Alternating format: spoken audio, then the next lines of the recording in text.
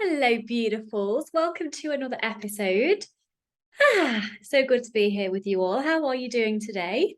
So, today I was very excited to write this episode. I think I say that a lot, but this episode is called Is Sugar Addiction a Thing? Because I was a self-confessed sugar addict that could never get enough and couldn't stop, even though I wanted to. So I'm sure that might sound familiar to many of you. And I've heard the statement, and I'm sure you have as well, on the internet that took the world by storm a couple of years ago, that sugar is as addictive as cocaine. If you haven't heard that statement, don't be alarmed because this is not the case.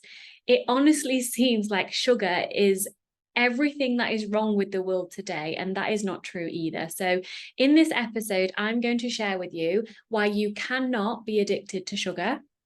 And believing that you can will actually do you more harm than good. So, are you ready to dive in? Okay. So, as I've just mentioned, I legit thought that I was addicted to sugar, more so chocolate. But then, as I did my research, I decided it was just sugar in general. Throughout my dieting life, I genuinely thought I was addicted to sugar. I read books about it.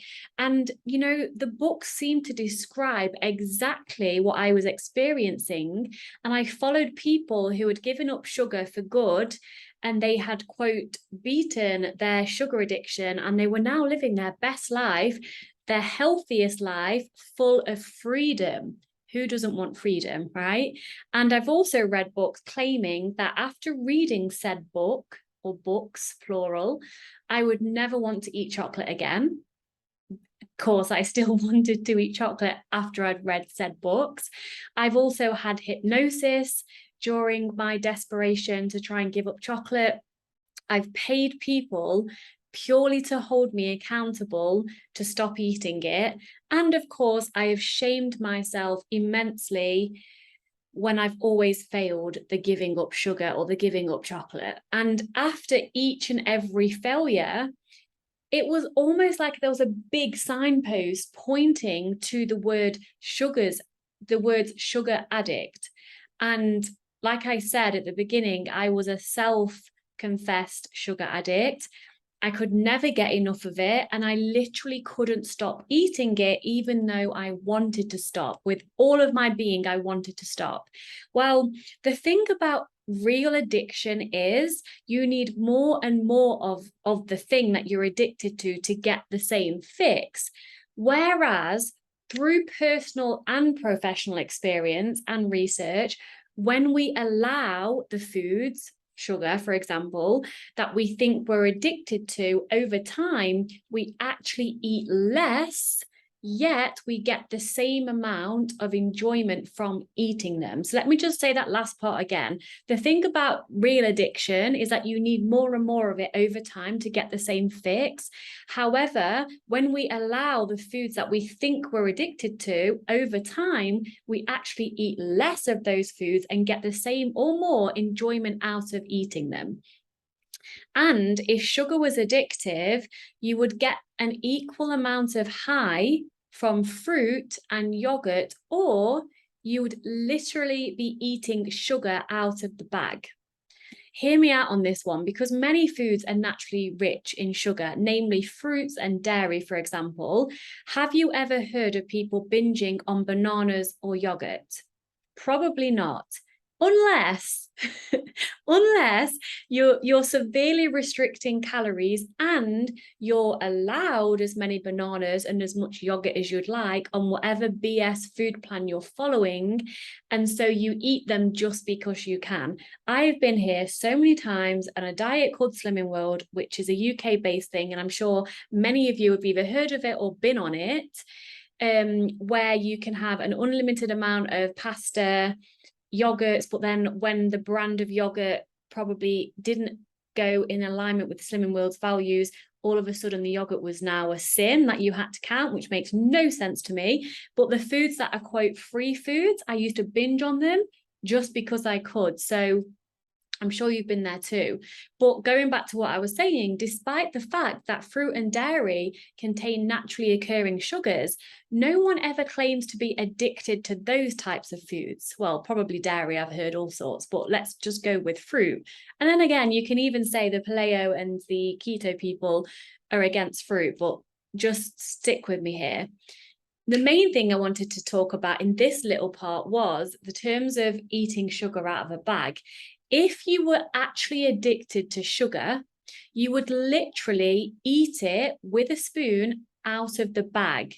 Because if you were a true addict, you'd go straight to the most potent source of the thing you were addicted to, right?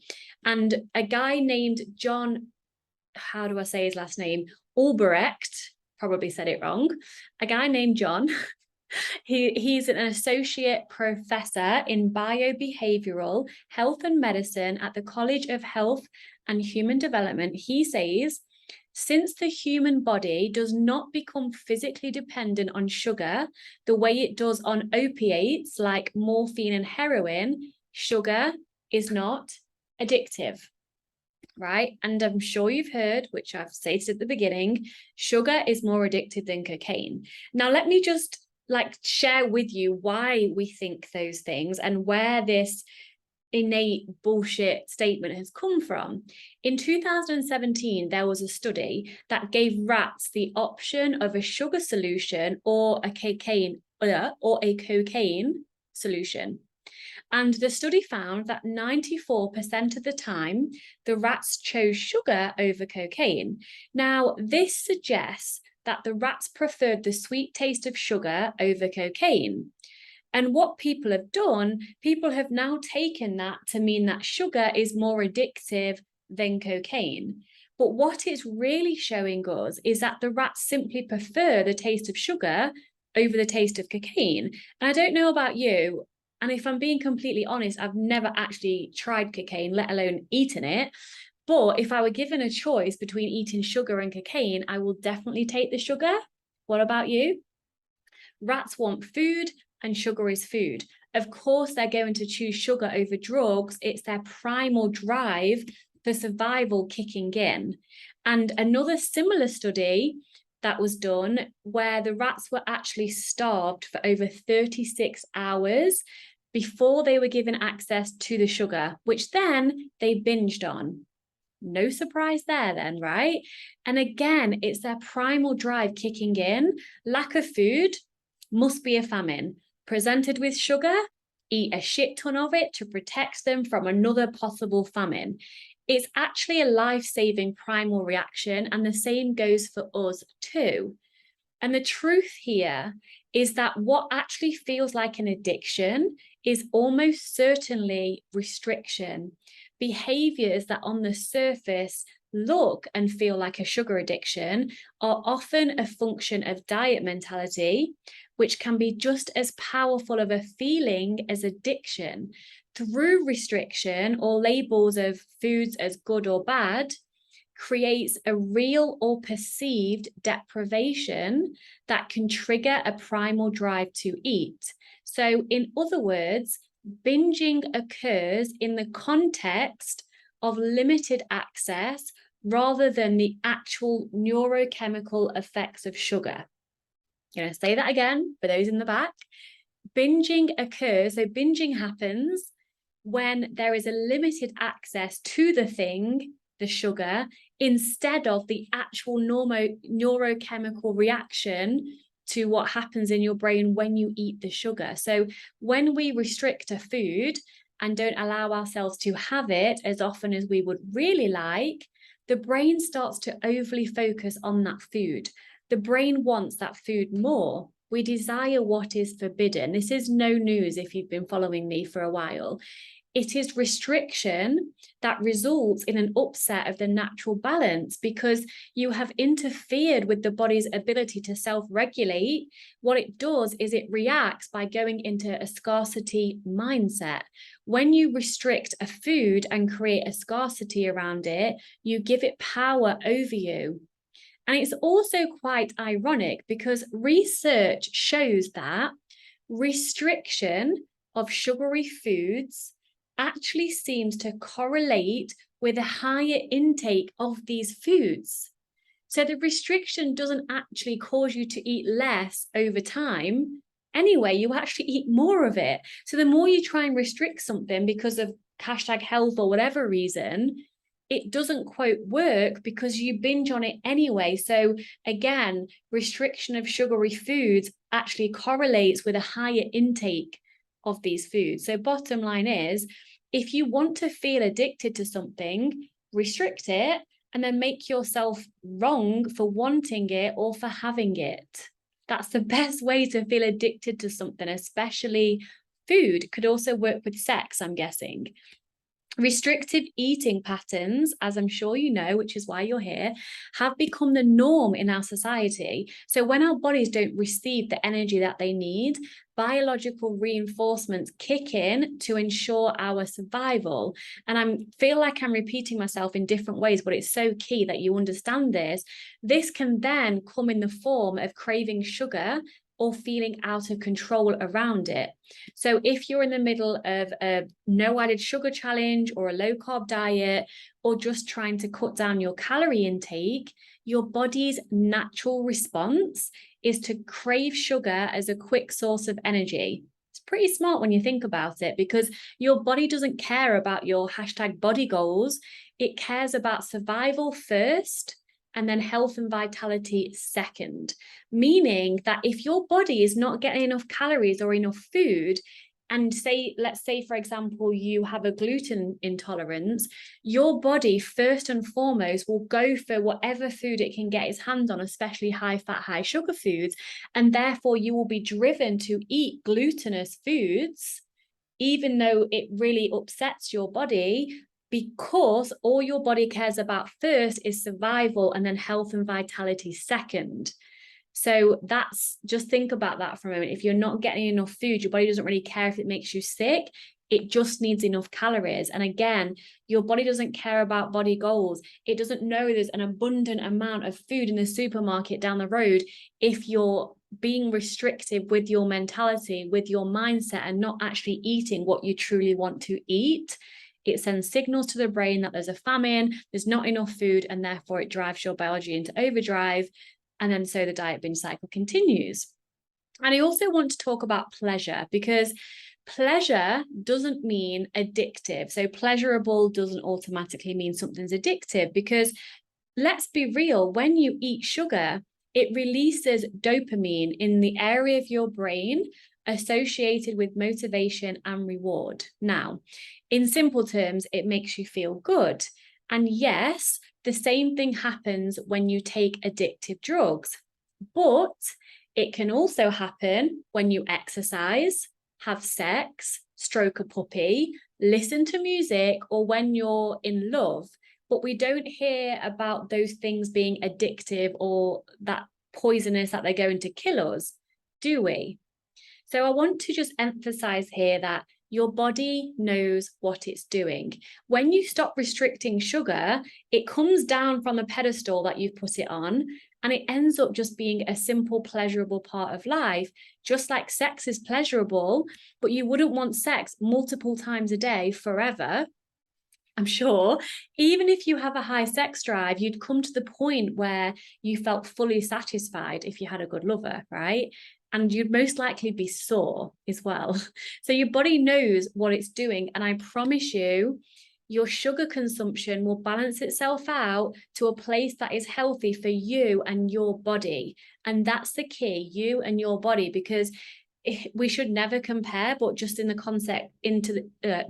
context of this conversation, if I was to compare my sugar intake to that of, I don't know, the average person, whatever that even means, I would probably be consuming more sugar than the average person. Who knows? Because I don't do this comparison anymore. But I want to reiterate that that is healthy for me and my body, because I listen to my body. I have no proof that the amount of sugar I eat is not good for me, is not healthy for me. I trust my body, surrender to my natural instincts, and enjoy the sugar when I eat it, okay? And what I want to lead on to here, and I'm sure you knew this was coming, is the unconditional allowance to eat all the sugar you want. No one is saying sugar is like a super health food, right? In and of it's by itself. But what we need to do is to stop demoralizing it and demonizing it and comparing it to that of a drug habit, which it is not. So by you know the tongue ties is going to come at some point because it usually does. By identifying as a sugar addict, you will actually act as if that is true for you. So thinking of sugar as something you can't quite quit, and by the way, you don't need to quit it, you shouldn't quit it, you probably can't quit it, else you wouldn't be here, and I'm glad about that. So thinking of sugar as something you can't quit will almost certainly make you feel out of control around it. And it feels so counterintuitive to allow sugar without trying to moderate it, because you've also heard the health gurus say everything in moderation. But here's the thing, right? When you try to moderate sugar from a place of fear, and a place of fear can look like fear of the health impact it may have or fear of weight gain. This is restriction. If you're moderating sugar or trying to from a place of fear, this is still restriction. And we all know by now that restriction leads to an equal and opposite reaction to said restriction. It's physics. In simple terms, when you try to moderate chocolate by only allowing yourself to eat a few squares due to the fear of weight gain or health implications or whatever it may be, what you're doing is showing your brain that you're not eating as much food as you would actually like to eat. Your brain then takes this information and decides that food is scarce.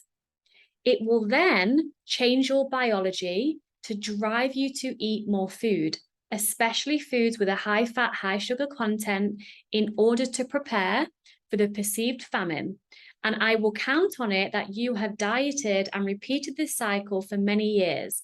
And then what happens is you then binge and perpetuate your belief that sugar is bad. You're clearly addicted to it, and therefore you can't trust yourself around it. And so you continue on the diet binge cycle.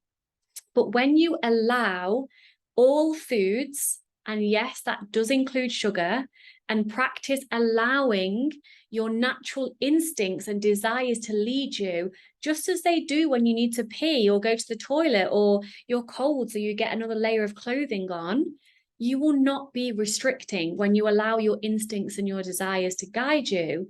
So try recognizing your cravings for what they are: a physiological response to your body needing carbohydrates, or simply a pleasure-seeking response. And either is perfect and fine, because dieting is not an action, it is a state of mind.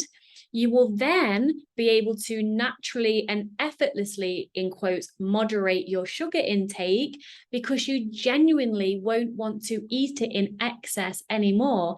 And this is because you'll know that if you wanted to eat a ton of chocolate or biscuits or fill in the blank, then you can, because you're radically allowing yourself to have anything. Then what will happen is your brain will not pick up on the scarcity of food, and therefore it will not send your biology into overdrive to eat more sugar.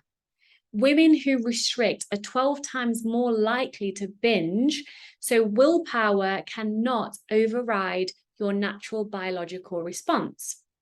So moderation through choice, for health reasons or for blood sugar or whatever it may be, just anything that is not related to weight or health, fear is the key word here, from a place of abundance and allowance, is absolutely key to your food freedom and body liberation. So I'll just say that again: moderation through choice for health reasons from a place of abundance and allowance is absolutely key to your food freedom and body liberation journey.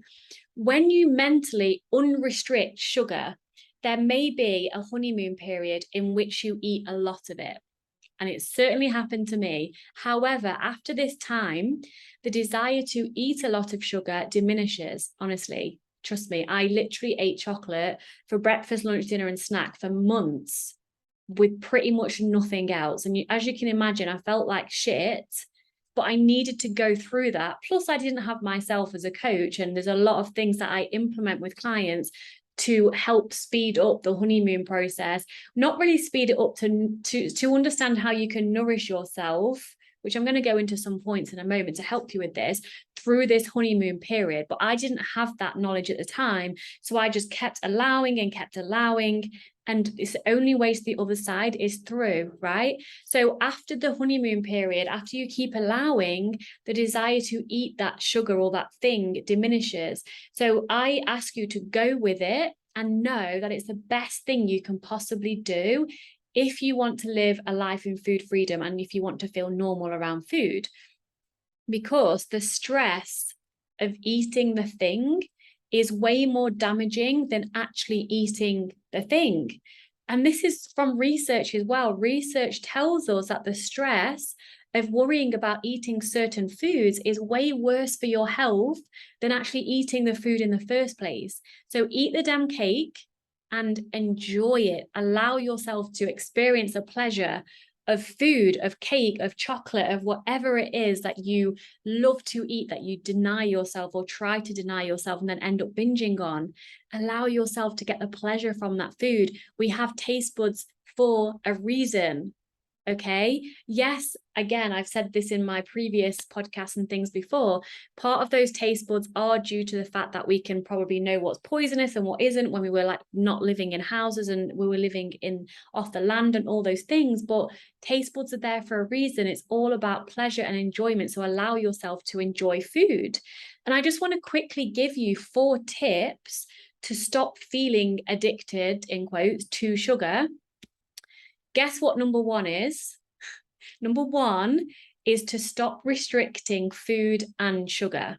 Duh, right? That's the whole point of what I've just been describing. But I need to let you know it's number 1, because the only way you are going to stop feeling like you're addicted to sugar, because you're not addicted, you're just obsessed with it because you're restricting it, is because you've restricted it and you're restricting it, and you're allowing it physically, but you're still mentally thinking this cannot be okay. Eating this much sugar is bad for my health, wishing you wasn't eating that much, hoping that if you eat so much, you won't want it in the future. Mental restriction can be very sneaky. So number 1, and if you take anything away from this, know that 1, I love you, and 2, stop restricting food and sugar. Okay, that's pretty obvious, but very key. Number 2, prioritize sleep. Now, research shows that getting less than 7 hours sleep a night, everyone's different, but on average, actually increases your daily sugar cravings. And not to say that craving sugar and eating sugar is bad. Of course, it's not in any way, shape, or form. It's just helpful for your overall health to ensure that you're actually getting enough sleep. So if you're not feeling like you're getting enough sleep, then take a look at your sleep schedule. And that sounds like it's a child, doesn't it? A sleep schedule. But just practice going to bed half an hour earlier and see what happens. Or like this is what I used to do, and I'm really good at like doing it myself now. I listen to my body. When I'm tired, I go to bed about 9 o'clock every night. Yes, it's early. Do I care? No. I love my sleep. What I used to do to get me into that habit, to take care of myself, to ensure I was getting enough sleep, was to move my phone out the way of the living room where I was sitting in the evening, because it's good for you not to be on your phone anyway. I guarantee, I would say 95%, if not more, of the people, of you amazing queens who listen and watch my content are probably on your phones just before you go to bed. This can be really hard to stop, and this is when willpower does come into play. But if you can just not look at your phone, even half an hour if possible, don't look at your phone half an hour before you go to bed, because otherwise the blue light is going to be waking you up and your mind switched on, and it's just not good for your sleep. So if you can put your phone out of the way, at least an hour, hopefully, at least half an hour, hopefully an hour out of the way before you go to bed, set an alarm on your phone to remind you to get off the sofa and go into bed. You have to literally get up off the sofa to get your phone to turn the alarm off. So then you may as well get ready for bed then. That's what I did. So just ensure you're getting enough sleep. And sleep can feel like a boring thing to talk about, but it's so important for so many different aspects of your health. And if you are concerned about feeling addicted to sugar, it can help you as well, because if your body's getting enough rest, it's not going to be craving the quick fix of the energy the next day. So prioritize sleep. Number 3 is explore other ways to self-soothe. Now, I don't want you to replace your comfort of sugar or chocolate or food when you feel emotional, or, to be honest, I used to eat when I was happy, sad, stressed, joyful. I would just use food and sugar to like bring me up into the highest high, or comfort me if I was feeling low, or distract me and bring me pleasure if I was bored, and that is all okay. But I want you to practice sharing with people who you love or who you trust, or both, how you feel. Actually express your emotions without bottling them up. How many times does a loved one say to you, "How are you?" and you say, "Yeah, I'm fine. Are you?" and you're actually not fine? Share that with them. Just the power, or the more like the empowerment of just sharing how you really feel without pretending or actually lying, and just sharing, that can have a really positive impact on how you feel emotionally. Because when we bottle things up, emotions are energy in motion. And so when we feel an emotion and we don't allow ourselves to feel it and express it and let it go, it actually gets stored in our physical tissues of our body. And this is where a lot of body image trauma can be stored from the past. There's so many experiences that you would have been a part of and witnessed that caused extreme distress, especially in terms of how you feel about your body, that will be stored in your physical body. So when we do all of this body image work that I take my clients through, a lot of it comes up, which is a great thing, because when it comes up, it's there and it's ready to be felt and to be healed and to be let go of. So in general, feeling your emotions is really key for emotional health, spiritual health, and just general happiness. It's not about not trying to not eat the ice cream or the chocolate in the evening. It's just about allowing yourself to express and not trying to like contain things. Because if you restrict your emotions, you'll have a reaction in some form or one way or another. And that's either like explode to your partner after like a year of holding stuff in and you just go crazy, or you'll have to like let yourself out, so to speak, by reactionary eating and eating a lot of food. And so practice feeling your emotions, expressing your emotions, not making yourself wrong for having emotions. Journal if you want to, dance if you want to, just express your emotions. And then also explore and add in, underline the words add in, other things that bring you joy and pleasure. Because if sugar and food is the only thing that brings pleasure and joy into your life, that is okay.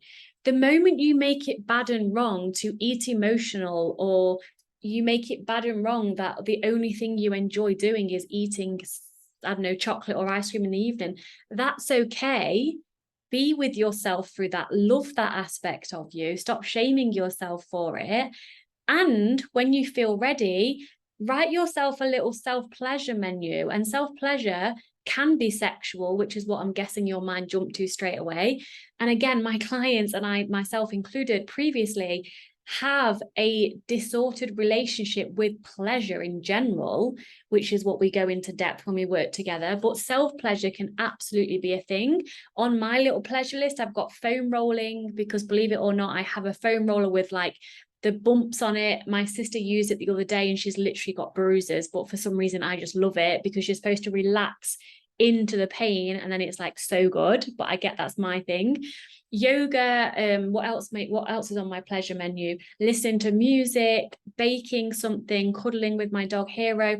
Everything that brings me pleasure and joy. It doesn't mean when I want to eat just for pleasure, I'm thinking, oh, I can't do that, I need to look at my list and choose something else.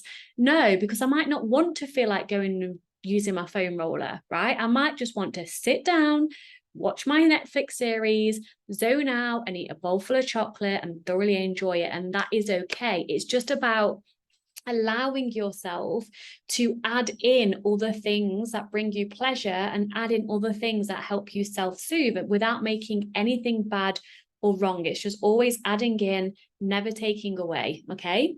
And the last tip I want to give you, number 4, is add in, there the words again, adding in nourishing, satisfying foods. Because when you add in meals and foods that satisfy you physically and emotionally, it's very important that you don't only feel satisfied physically, but also emotionally.